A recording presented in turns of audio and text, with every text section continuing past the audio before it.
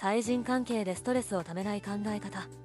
人は人の中でしか生きられないものではありますが、対人関係にはストレスがつきものです。最初は助け合ってうまくやっていたはずなのに、だんだん相手のあらが目につくようになり、次第にイライラすることが多くなってきた経験はありませんか？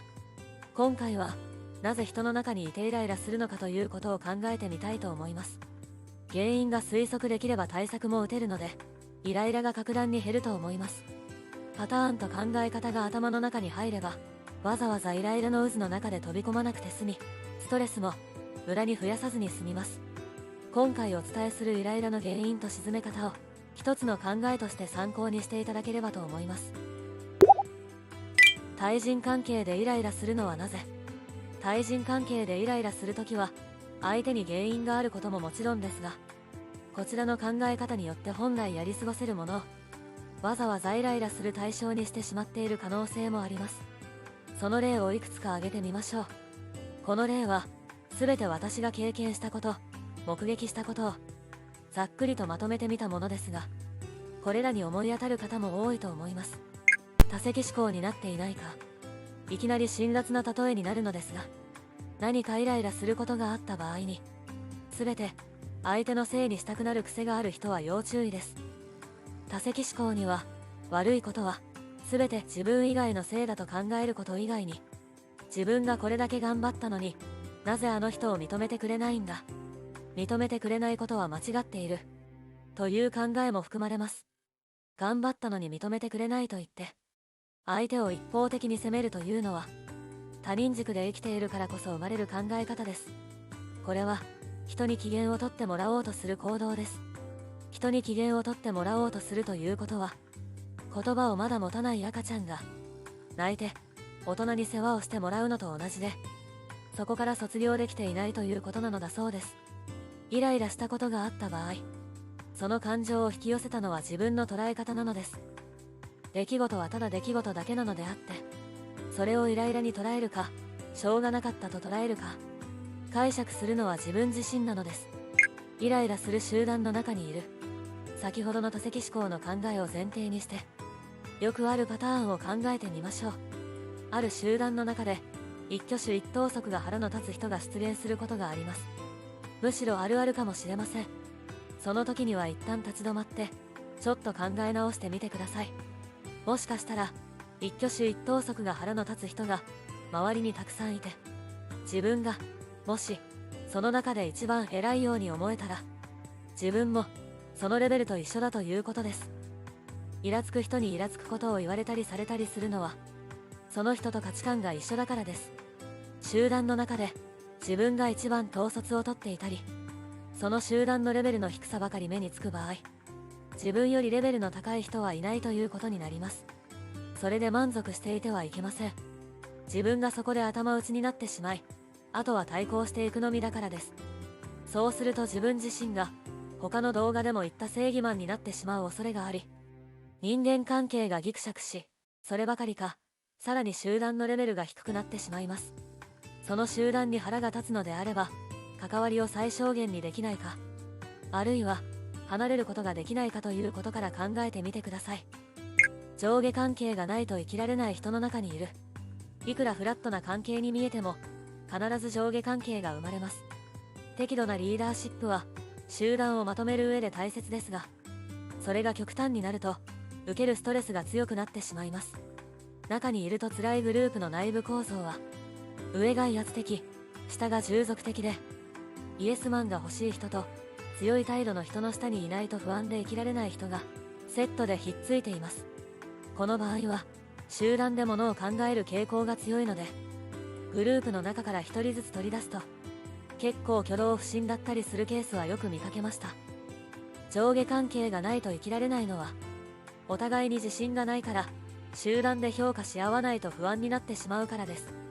この環境の中にべったりいると、自分の行動に全く自信が持てなくなってしまいます。寂しさを傷の舐め合いで埋めている。いつも寂しくて人とつるむことで自分の評価につなげている人はいませんか？友達がいない自分が他人から見てとてもかっこ悪い存在ではないのかと不安に思うタイプが当てはまります。もしかすると生産性が乏しく、一人で達成感を得にくいことが寂しさの引き金になっているのかもしれません。達成感が一人で得られないので、人と喋ることで何かしらを得ようとしますが、何分寂しいということが先行して、とりあえず感情のへこんだ部分を人と会話することで埋めようとしますよね。へこんだ部分を埋めようと思うと、大体の場合そこにいない人の悪口を言って自分が上に立とうとすることで、一時的に心が満ちたような感覚になります。でもへこんだ部分を平らにするということはゼロになっただけであって、プラスにはなっていないのです。プラスにはなってないので、ゼロからまたすり減っていき、感情がマイナスになってはまた埋めるために人と愚痴や悪口で盛り上がることを繰り返します。こうなるとイライラする材料がないと人と話せないということになってしまい、あっちこっちで悪口を垂れ流す人種の仲間入りをしてしまうことになってしまいます。愚痴ばっかり言って周りの文句ばっかりをかき集めて傷の舐め合いをする友達というのは果たして本当の友達でしょうか。生産性を上下関係や優劣をつけるということと勘違いしていると、ここのトラップにはまってしまいます。そこにいない人の愚痴を言って憂さ晴らしをしようと思っても、気が晴れるのはその一瞬だけです。よっぽど被害を受けた時の具体的な相談を除き、言葉にしない方がいい場合の方が多いです。一番近くで聞いているのが自分ですから、そのイライラの原因や愚痴を自分の脳みそにせっせとすり込んでいることになるからです。また建設的な話ができない人とつるむとデメリットの方が大きくなります。メリットは自分だけじゃないという安心感だけであり、デメリットは何かのきっかけで抜けようとした時に足の引っ張り合いになり大変な目に遭ってしまいます。対人関係でイライラしないためにはどうしたらいいか。小さなイライラもまとまればかなりのストレスになり、顔も見たくないという事態になりかねません。最悪の事態を回避しようとすれば、具体的にはどうしたらいいでしょうか。自分が行動すればつるまなくて済むようになる。寂しいと思うことをやめられるようにするには、単独でも生産的なことをできるように自分をコントロールしていくことが大切です。一人で寂しいと思うことがなくなり、人とつるんで帰ってストレスをためる悪循環を断ち切ることができます。そのためには自分に自信を持って個人で完結できるよう、自分の機嫌を自分で取れるようにすることが大事だと思います。正解を人に判断してもらうのをやめる。自分の行動が正しいかどうかの自信がない場合には、これが難しいかもしれませんが、実は絶対的な正解はほぼ存在しません。どんどん正解がなくなっていく世の中で、正解を外に見出さないと生きていけないしんどいままでは、大変生きづらい世の中になると思います。人に自分をジャッジしてもらうことを無意識に期待していると、評価されなくなった時にイライラしてしまいます。こういう時は自分で自分を評価する習慣が身についていると強いです。現実的な例えを挙げるとすれば、部屋の片付けや備蓄などでしたら、まず一人でできると思います。語学などの勉強をコツコツやっていくのもいいかもしれませんね。これらの行動で少しずつ振り返っては達成感を味わい、自分に自信をつけていくことを積み重ねていけば、人に正解を求めて頼らなくてもきちんと自己完結できるようになります。べったりにならずに適度な距離を置くこと、たまに友人たちとお茶をして多少の昔話や近況報告などは目先が変わっていいと思いますが、それがメインの生活になってしまうと、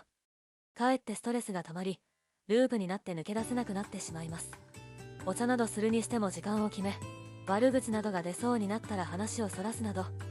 べったりにならないように小さなところから気をつけるようにしましょう。最終的にはそういう人に見切りをつける方向で行動するのが、結果的に自分の身を守ることにつながります。これから集団で物を考えるのではなく、個々が自分に責任を持って自分で機嫌を取りながら上手に世の中を渡り歩いていくことが大切だと考えています。自分の評価は自分でつけ、周りとはつかず離れずの良い距離感でお付き合いしていきたいものですね。最後までご視聴いただきありがとうございました。ぜひ高評価とチャンネル登録をよろしくお願いいたします。